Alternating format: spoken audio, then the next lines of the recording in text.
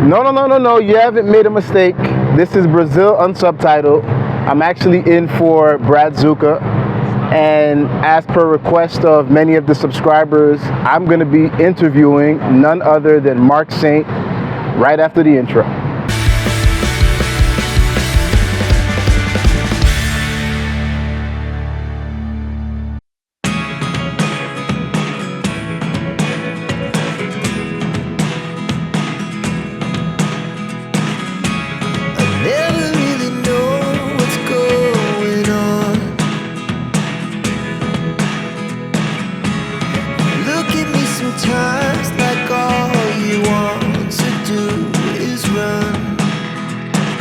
So I'm back, guys. This is Neil St. Jean. Don't forget to like, subscribe to the channel if you haven't. Those of you that are already subscribed, you know, I'm saying on behalf of Mark, thank you. And without further ado, the man of the hour, Mark Saint. Hey Neil. How are you? What's up? Hello guys, how you doing? How's everything? It feels weird. It does. I'm usually on the other side. You absolutely are. All right, if it's not you, it's usually Brazuca. Yeah, it's Brazuca. Hey Brad, how are you? But I must say, first and foremost, it's good to be in Sao Paulo again, to be able to do this interview in person. Yes. You know, versus doing it over there. I couldn't wait to have you guys here. Jonathan, thank you so much. Jonathan is behind the cameras filming for us. Yep, so the excellent cameraman. Yes, thank you very much. I'm glad to have you guys back, you know. It's always a pleasure. You've been blessed with this weather. Yeah, nice and sunny. So no better time to do this interview than now, especially with this spectacular view. Yeah, I agree. Totally agree. So I guess to start, we might as well go back to the beginning of, you know, your upbringing, where you grew up, which I know is Guarulhos. Some of the viewers know that, I'm sure have watched the other videos, but some of the new people probably don't. So give us that beginning so people can know who Mark Saint is. Well, first of all, Neil, I'd like to thank the subscribers who showed some interest in learning about my life. Sure. I understand the feeling, because I was telling Jonathan the other day, when you follow a YouTuber, it feels like family, right? So you create this bond with the person. So for all of you who said, hey, why don't you make this kind of video? Thank you so much. It would be embarrassing for me just to come and talk about myself. So I wanted my friend Neo to do that. Well, as you said, I was born in Guarulhos. Guarulhos is a big city on the outskirts of São Paulo. If you guys have flown to São Paulo, you know that we have an international airport. Right. It has about 2 million people, Neil. Jeez. In the city, yes. So I grew up in the suburbs of Guarulhos. Suburbs, for the Brazilian version, is not what you see in the US. Okay. Big houses with big lawns. Suburbs is really a middle class to poor area. Okay. Not a poor area, but a middle. My family's middle class. My father worked his way to give us conditions, but yeah, basically it's this Guarulhos. I was born in 1980, so I'm 43 years old already. Still young. Time flies. Yeah. I'm the third of 3 kids. Oh wow. I'm the youngest child. I have a sister. I have a brother, and I'm the third one. So all of them married, living in the same place, living in Guarulhos. Sure. And so to follow that up, the next question I'm sure people have is, when they hear you speak English, they wonder, how did that come about? Was this something that you had a passion for, that you just went after yourself? Did you go to school to learn English? This is something that I'm sure subscribers have I get this question a lot. And the funny thing, I don't, it's kind of embarrassing to say that, but some people sometimes don't know where I'm from. So sometimes I receive criticism from Brazilians saying, yeah, but your country blocks us from going there, as if I were American or maybe Canadian, you know? Right. But yeah, look, my story with the English language started by the age of 10. Okay. I think a little bit before. There's something you guys might know, that Brazil is very much influenced by the United States. I think if you ask Brazilians, what's your favorite country in the world, they will say US. So we consume the culture, we consume the clothing, the tennis shoes. Oh, it's a Jordan. It's not a tennis shoe. It's a Jordan. We watch Hollywood a lot. We know who Brad Pitt is, Julia Roberts is, you know, George Clooney. So, of course, the soft power from the United States influenced my life. When I was 10 years old, back in the 90s, I told my father, hey, I would like to learn that language that I see in the movies. Sure. And he said, I'm going to do it. I'm going to pay for you. So when I was 10, it was March 1990. I never forgot. Wow. I started studying English inside a missionary church. There was a church that received a lot of American pastors at the time. So I had 3 months class there.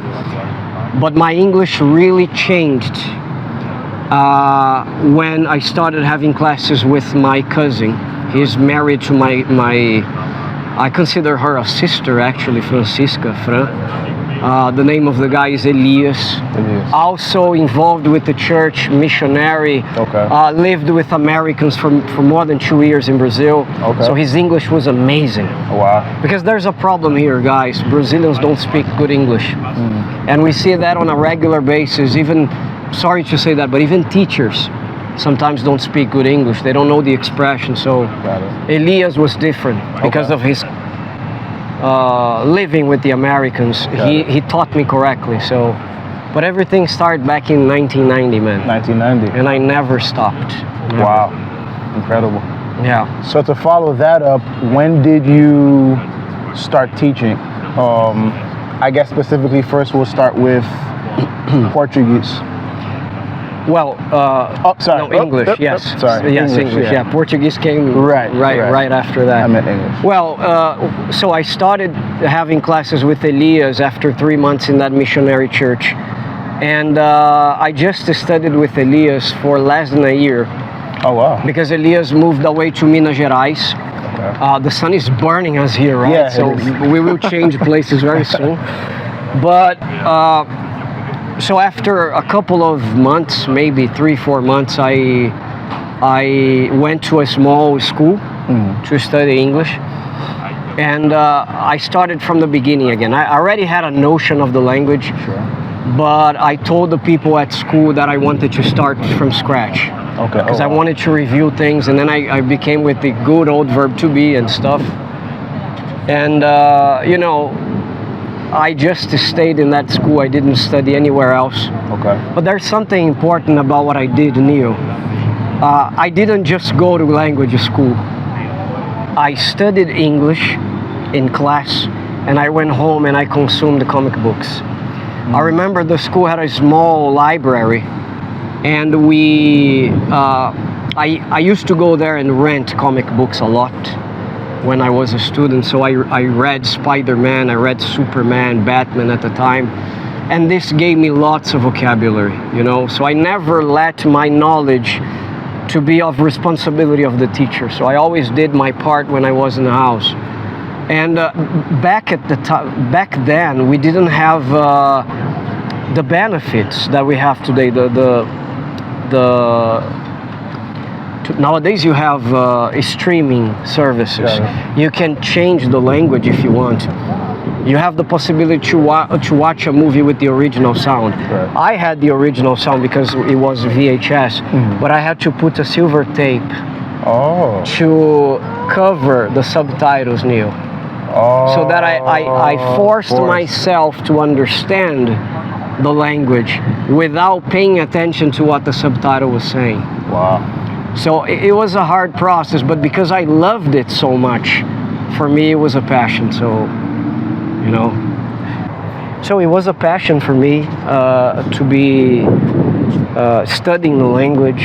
I remember I had a pocket dictionary called Collins, and I would keep it in my pocket. Every time I needed, I would flip the pages and see the words. So I learned a lot of vocabulary with that. So English was a passion. It was like Romário. There's a story that Romário used to skip classes and jump the fence to play soccer with the kids in the field. and he organized the teams and everything. So his passion was the soccer. Got it. So I think I got good at it because I loved what I was doing, you know. Got it. So, and I actually remember when you told me about the VHS, about blocking it. And when you told me that particular event, I could see the passion in you. Because when you were talking about it, it's like you were reflecting on that moment.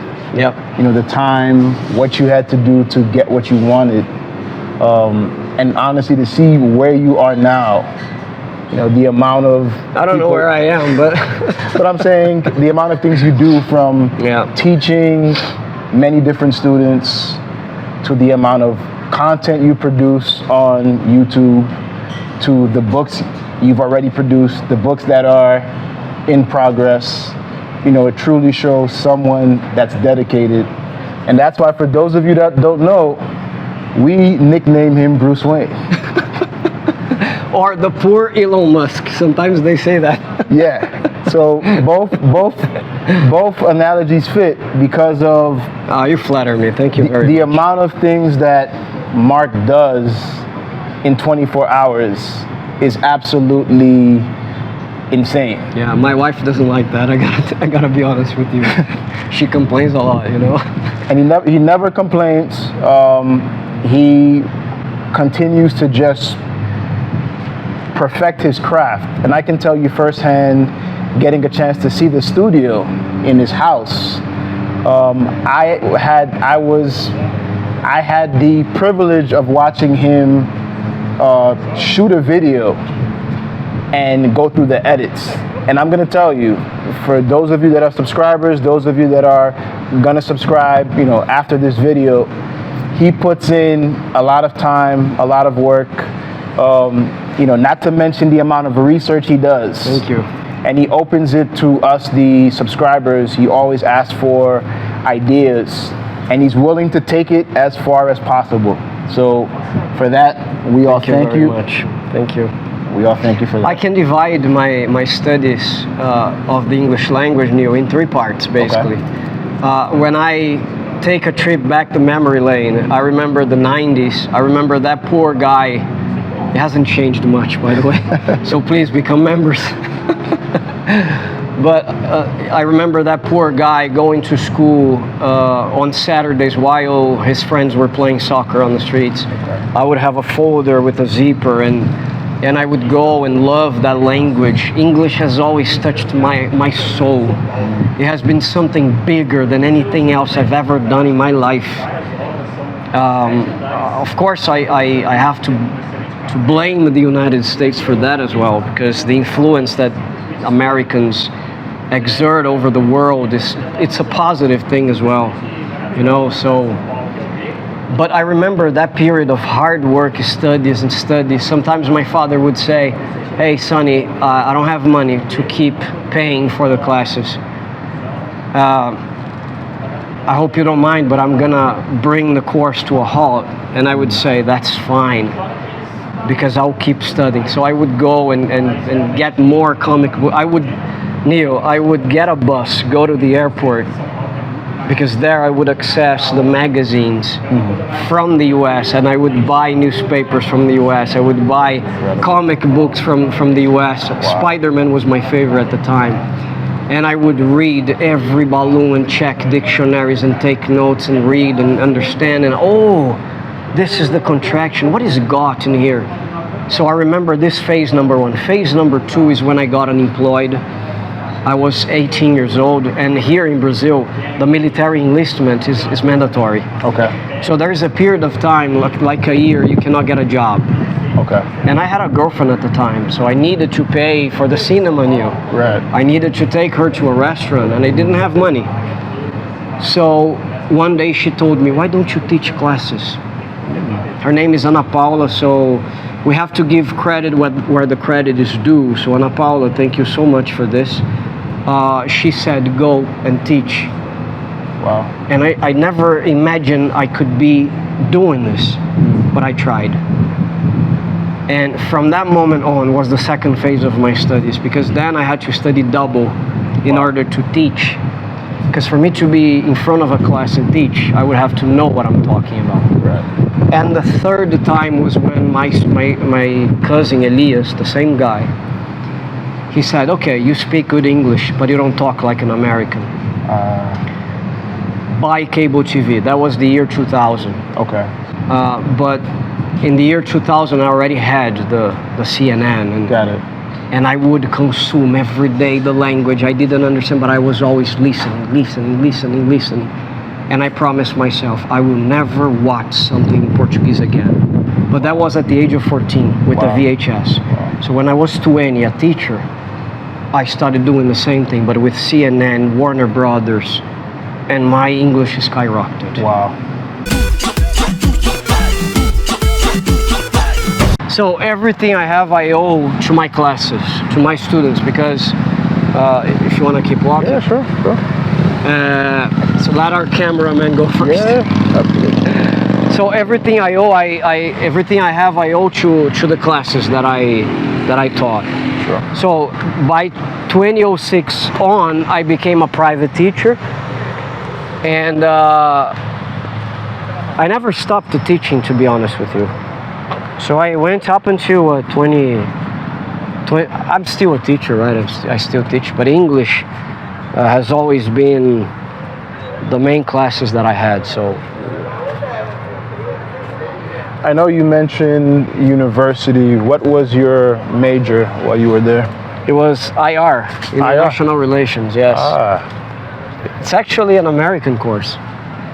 Yeah, it was created after the 1920s, after World War I. Okay. It was created in the US. So it's basically a historical major. So you have a lot of history, a lot of economics, a lot of politics. I learned a lot of about your country, by the way. A lot of economical, political sciences. So it was amazing. It was fantastic. I don't know, for some reason I wanted to be a diplomat. Really? Yeah, because there was a Brazilian that was really big called Sérgio Vieira de Mello. He was considered a mixture of Bob Kennedy with James Bond. And he was supposed to be the head of the United Nations. He was gonna be I wanted to be like Sérgio Vieira de Mello, the biggest Brazilian abroad at the time. The role of the United Nations in East Timor will not end with the last date of UNTAED's mandate. We will clearly be required well into the future in a supporting capacity for technical and security matters, but also in many areas of public administration. Unfortunately, he died in Iraq. George W. Bush sent him to Iraq. Oh, no. Because he worked for the UN, the United Nations. Okay. And he was the guy who controlled broken nations. Got it. He has a beautiful story. The East Timor, by the way, he was the head of the country for some period. Oh, wow. Because there wasn't a UN intervention. So I was a big fan of this guy. Got it. He was a diplomat, spoke 6-7 languages. Okay. He had a personal meeting with George W. Bush at the White House, just for you to see the power of this guy. Wow. And he personally asked Sergio to go to Iraq. And there was a bomb truck that exploded and killed him and a bunch of UN people there, unfortunately. Baghdad, August the 19th, 2003. A massive truck bomb destroys UN headquarters at the Canal Hotel. Over 100 people are wounded and 22 killed, including this man, the Secretary General's Special Representative in Iraq, Sergio Vieira de Mello. That's horrible. That was 2003. So my idea with the course was becoming a Sergio Vieira de Mello. It's terrible when you learn, Neo, life is not that simple. Sometimes dreams don't become true. We have to fight, but I think I didn't want that so hard to become a Sergio, but at least I got the experience, right? I learned a lot about a lot of things, you know. But my passion was always teaching. It's always teaching. Always. Absolutely. And while on the subject of teaching, I'm sure subscribers to the channel and those that have seen different videos have seen your daughter Manu. This is a beautiful place, right, No? Yes. Keep riding. Keep riding. On the flying button bike. Ah, I can't pick you up now because I am filming. Let's turn around and go back. No. Oh man. Of course. Go, Daddy, run. Go, baby. Ride your bike, baby. Oh my, you're going so far away from me. You're gonna slow. I am slow. No. You're going so fast.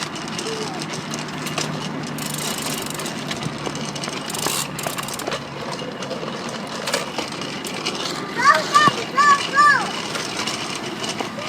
And I'm Yeah. sure they're wondering, the same way many Brazilians wonder, and I've seen it firsthand, how is it that she speaks English and Portuguese? Manu, yeah, Manu is a blessing, man. As I tell my closer friends, Manu is my little Frankenstein, you know, my experiment. Because Manu was born in 2015, Oh, wow. March 16th, 2015. Okay. So when I learned my wife was pregnant, because we didn't expect her to get pregnant at that point. Okay. We were planning things and everything. We always wanted to have kids, but it was down the line. Got it. But when she came and said, I'm pregnant, and as we say in Portuguese, a cabine despressurizou, so the cabin depressurized, so the masks came down. I said, okay, oh my God, I'm not in a financial situation as I wanted to be. What can I offer to this kid? I don't know, a father always thinks about money. What can I offer? This is not everything, you know? And then I said, okay, I'm gonna give her a future. Got it. I want to share something with you, Neo, that is really personal, and I never tell people because it's really personal, really touched me. When I was in London, I was in Hyde Park. Okay. And for you guys who don't know, Hyde Park is like the Central Park, right, for London. I remember it was 2009, Obama was rescuing the banks. All right. And JP Morgan, I think, was in trouble. If I'm not mistaken, JP Morgan. I think it was Bear Stearns, I don't know. Yeah, big banks were in trouble. Right. The world was in a big crisis, and I was flying to London. So when I was in London, I remember I was walking in the morning, super cold there. But it's April, it was spring, but still cold. Got it. I saw people fetching a ball for the dogs, another girl sitting reading a book. Wow. And I saw an American talking to a British guy by my side, and I thought, man, the world belongs to those people. People will hate me for this, but it's true. The world belongs to the people who speak English. Either you like it or not, if you speak English, you are 10 steps ahead. Because my country was preoccupied with crisis. Lula always said, this is gonna be small. And thank God Brazil was not in big trouble. But the British were calm. Nothing was happening. They were having fun. Okay, it's not only the language, it has other things, but the language is important. I said, if you speak English, you are at the core of the world. If you don't, you are in the margins. Got it. And I said, I want my daughter to speak English. What's that? You know, some boom, boom, boom, and boom, boom, boom. Yes, rhythm is the beat of the music, Fly.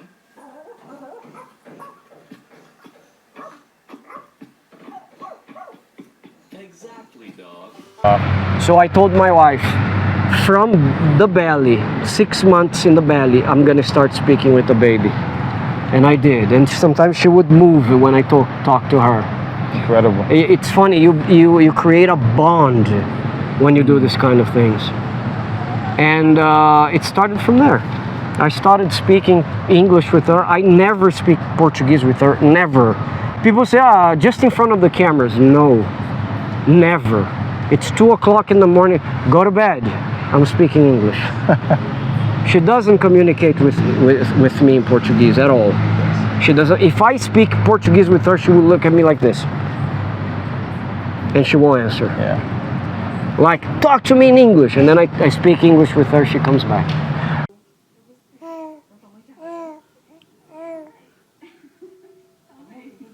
Angu? You like the show or you don't like the show? Tell Daddy.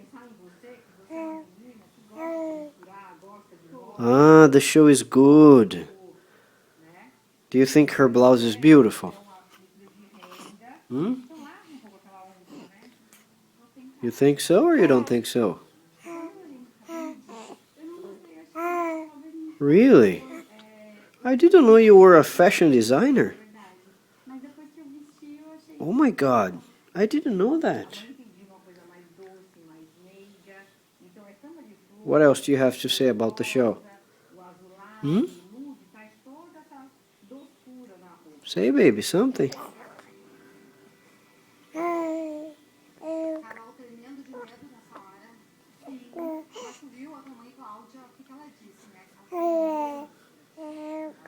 Yeah, baby. You're giving your opinion about her hair? Really? What does she have to do with her hair? Hmm?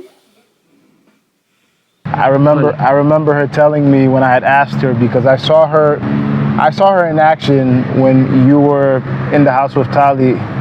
Tali called her in Portuguese, she responded. You called her in English, she responded. And I asked her, I said, Manu, how do you do that? How do you transition? Right. Yeah. She told me simply, when I'm talking to my dad, it's English. When I'm talking to my mom, it's Portuguese. And Actually, there is a technique called one parent, one language, Neil. Okay. The Japanese people, immigrants to Brazil, they do that. One of the parents is speaking Japanese, the other one will speak Portuguese. Got it. So the kids grow up fluent. And I did that. I spoke English with her and I said, okay, you speak Portuguese, because it's important.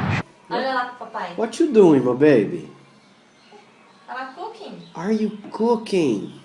Are you making a cake? Eita, tá toda suja a mão. Wow, pay attention to the cake. Ó o bolo. Pay attention to the bowl. Deixa que a mãe limpa. Pronto. Vai limpar. Help mommy cook. Help mommy make a cake. Deixa que a mãe faz. Peraí. Deixa a mãe fazer aqui. Peraí que precisa bater. Peraí. No, mommy's gonna give you the chance to do that again. Don't Só worry. minutinho, filha. Just be patient. Be patient. Deixa eu mexer aqui por causa do fermento. Só um minuto. Por causa do Hey, fermento. Manu, Pronto. don't cry. Pronto. Now you can shake again. Good. Olha pro bolo, não vai derrubar. So nowadays she's fluent in Portuguese. However, people don't believe this, but that's true. She speaks with an accent. And sometimes she organizes phrases and questions in Portuguese thinking in English. I'm going to give you an example. What is that for? Look at the construction. What is that for? This is how you guys ask, right? In Portuguese it's pra que serve isso? Ou pra que é isso? O for is at the beginning in Portuguese. For Manuela, when she asks a question, she says, o que é isso pra? So she follows the English construction to ask the question to the mother. And we never correct her. Her mother finds it cute, but we never correct her. So, mamãe, o que é isso pra? But for the Brazilians, it's like, what? You don't speak Portuguese? Yeah, it's funny. Okay. Top. Count for me. Count, baby. 1,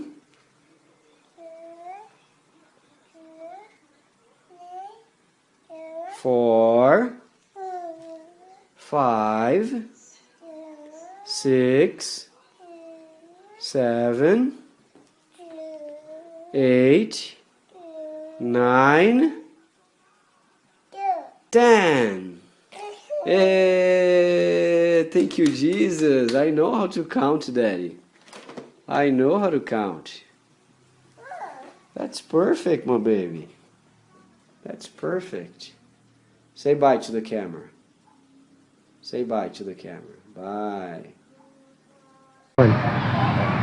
But it's something that worked, Neil. I'm very proud of what I have reached with Manu, you know? Sure. Manu, she talks to you and Jonathan. Yeah. And Absolutely. I mean, do you see any moment that she doesn't understand you? No. Or, yeah, fantastic. Yeah. It's fantastic. And so moving back to your passion and how you really expanded, you know, because for you, it wasn't just about learning the language and, you know, teaching, because there's other people that teach the language, but you've written a various amount of books. And so what drove you to push in that direction? The pandemic. Okay. Actually, before the pandemic, what really drove me to producing books is like this. I was, after I graduated from IR college, I tried to go for a master's degree program at USP. And I remember I needed to have a test to be approved. Okay. In Brazil, you need to have a test. Okay. I missed the deadline, the date for me to enroll for the test. Gotcha. I got really pissed. And then I thought, okay, where do I want to go by becoming a university professor? You can't do so much with this profession. I mean, you're gonna give interviews for Rede Globo, for the televisions, but what about money in my pocket? It's not gonna happen. Right. So I thought, okay, what am I good at? Teaching. So I need to capitalize on this. I'm gonna go back to the drawing board and I'm gonna see all the things that piss me off in the classroom. And there's another thing, Neil. Manuela changed my life to a point, man. Because I look at her and I saw a human being with 0 languages learning English. Sure. Some people say, no, she learned as a second language. She learned as a first language. She didn't speak Portuguese when she learned English. And I can prove that. I have 5,000 videos in my house. 5,000. 5,000. All inside Google Photos. Wow. Yes. So I look at her learning phrasal verbs, learning present perfect. Have you ever been to California? This is one of the hardest things to teach Brazilians. People don't understand have you ever. I've just had lunch. This is rocket science for Brazilians to understand. I've just had lunch. Manuela can produce that naturally without having ever had to study present perfect. Right. So I said, that's the secret. I need to teach like that. How can I bring this to books? And then I started researching polyglots, and the polyglots would say the same. Got it. Forget grammar. Nobody learns language from grammar. Sure. People learn grammar from language, but not the other way around. Sure. Look at this. You learn grammar from language, but not language from grammar. You will learn do you, but you won't be able to talk. Right. So I went to the drawing board. I snapped, first of all. My wife says that I picked all the books that I used to teach from. Sure. And I started ripping pages. This is useless. This is ridiculous. This is useless. This is useless. I would, how do you say, smash it? Crumple. Crumple the paper and, you see, sometimes you lack me vocabulary. No. Crumple the paper and toss it away. Toss it. And she said, what's going on with you? I said, I don't know. I just think I want something different for the classroom. And then I remember the book was this thick, it became this. And I used to teach in 7 years, it became 17 months. Wow. Because I followed Bruce Lee as well. Bruce Lee used to say, cut what is useless, Got it. focus on what is useful, and add your own. That's exactly what I did. Wow. So I cut what was useless, I used what was useful, and I put my own. So I created the stories. By the way, you are my Brazilian Portuguese student, right? That's correct. So how is the story? Is it interesting? Absolutely interesting. So I created the story, I created the exercises, and I removed every grammar from the book. So I can tell you, I can teach Americans how to speak Portuguese fast. Of course, a big part depends on them. Right. But in general, there is no grammar exercise in my class. Sure. I think I talk too much, sorry. No, it's fine. So, I know when you mentioned how you got to creating the books, which was around the pandemic, I'm curious, during that time period, in terms of what you were doing, in terms of teaching, in terms of your planning, did the pandemic shift anything for you, I guess, in terms of that time period, in terms of what you may have had planned, either in terms of teaching or even, let's say, even staying where you were in Brazil, or even the launching of something that came to be? I think everybody will say the pandemic sped things up. Sure. Very much. In 10 years, probably. So what my idea was had to be sped up. I said, okay, I'm locked up in an apartment on Adoque Lobo Street, pretty close to Paulista. Okay. That's me, my wife, and my daughter. What am I gonna do not to go crazy? I'm gonna produce. So I started writing. But the funny thing, guys, I was so proud of the doctors. And I had an idea because of a girl called Fernanda. I need to give credit where the credit is due. Fernanda gave me this idea as well. Teach Brazilian, medical Brazilian students. Because not many of them speak English. So I created 5 books during the pandemic for the doctors and the medical students. It's called Medicine Titan. My school is called American Titan, so Medicine Titan was the book. I had to create a story, audio, pages. Thanks to Amazon, the books have been published without depending upon a press. A press. So after that, I said, when I look at that, I said, okay, they're so good. Let's go to the regular English course. Got it. And then I started teaching in the regular English course. So, and I finished like 3 months ago. 3 months ago. Oh, wow. The English books. Congratulations. Yeah, so 10 books in 4 years. It's hard work. Wow. Hard work. And now I'm working on the Portuguese course. Got it. Using the same method. I know you mentioned the medical books, the English books, the Portuguese books. So is the final plan to continue teaching all of the courses, or what is the ultimate vision there? Well, actually, the plan has never been sticking to teaching. Okay. Never. Of course, I like what I do, but I've reached a point in my life that, man, I'm past 40, so I need to concentrate on making more money, and I think providing for my family, you know what I mean? So I was participating in a conference recently, a lecture of a big guy here in Brazil called Érico Rocha. And Érico said something very interesting. He said, okay, let's suppose that you need to take water to a village. Sure.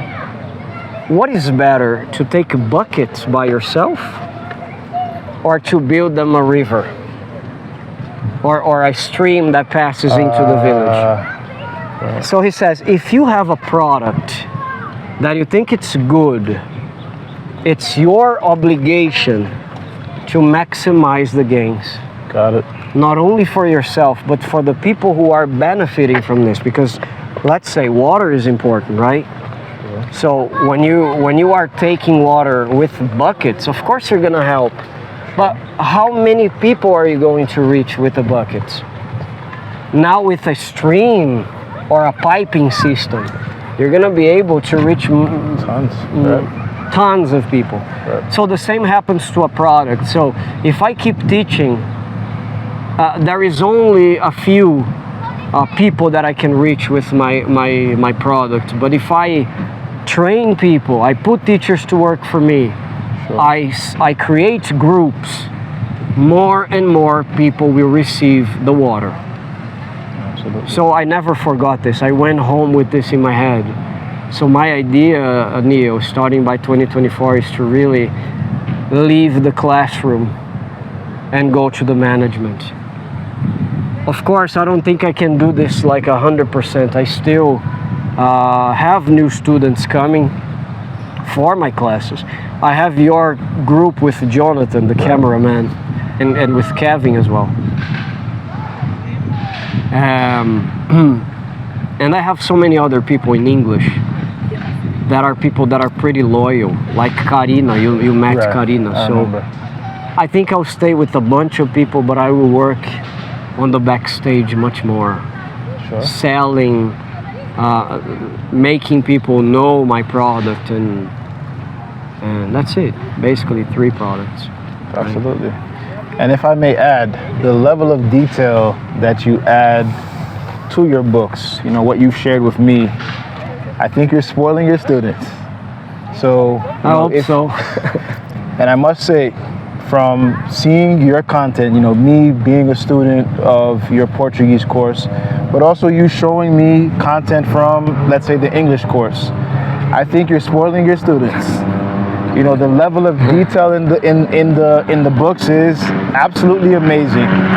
From the voiceovers to the actual content, I mean, it's interesting. So, you know, see the link in the bio, but if you are interested in learning English or Portuguese, this is your man right here. I have a profile for the Brazilian Portuguese, right? So this Sure. one, Portuguese with Mark Saint. But if you guys want to learn more about the other courses, just send me a direct message on this profile that belongs to the channel.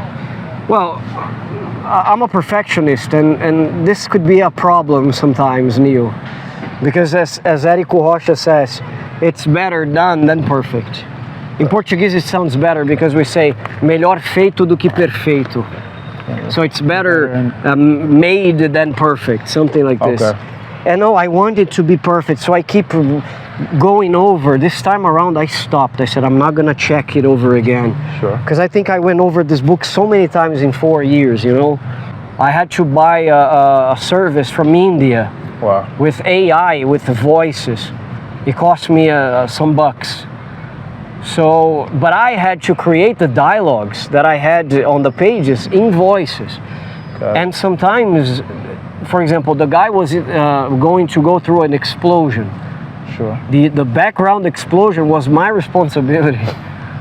Or the chopper that just flew over, it was my responsibility. So, ask my wife. My wife will tell you. Yeah, you're not gonna go to bed. It's 2 o'clock in the morning, waking up at 4. So, but I'm very proud of what I've done, man. Seriously. And you should be. Yeah, I'm very proud. I hope people like it. You know, I'm gonna work hard in 2024 to show Sure. these books. And on that note, last but not least, the channel itself. How did that come about? Yeah, back then when I was disappointed to the classroom, Okay. because I felt that people were not learning as fast as I wanted. I was getting super tired. I was burned out. Sure. There were classes that I was like this, with a burden on my back, you know. I said, I want to do something else with my English. So I thought of receiving foreigners in São Paulo and showing them around. That was my first idea.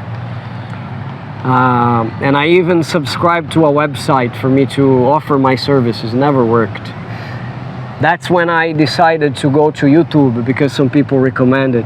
But people would come to me and say, Neil, why don't you teach on YouTube? Sure. Jesus Christ, I was so tired of teaching. How can you ask someone to teach? Right. So I said, no, I'm not gonna teach. And then something occurred to me. Why don't you show the country the way it is? And when I say the way it is, I want to show you guys the good side, because the bad side you already see in the mainstream media. There's no point for me to open a channel and show the violence or show that people, by the way, think it's crazy. So we should be dead by now, right? We should have been robbed already. Oh, we are using a GoPro, by the way. Everybody sees the GoPro, so yeah, you know. But I decided to show my country using English as the main language, and that was the best thing I've done. Seriously, the best thing I've done. I can even start numbering the many people I have reached with this channel. Even though it's just 3,500 subscribers so far. It's not a big channel, if you think about it.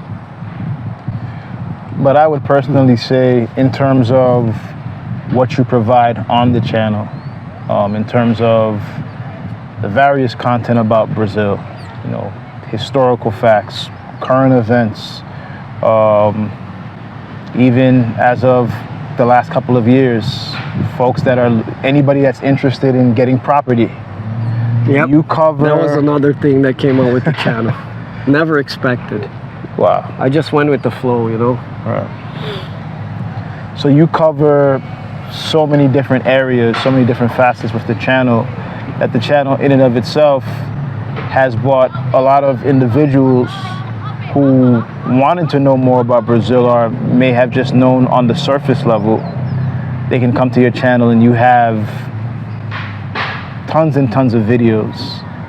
I know there's still a ton that I haven't seen, but there's so much content there that as somebody goes through it, they would definitely be in a better position to understand and know about Brazil, or, like you mentioned, invest in Brazil. Yeah. So all of that's there.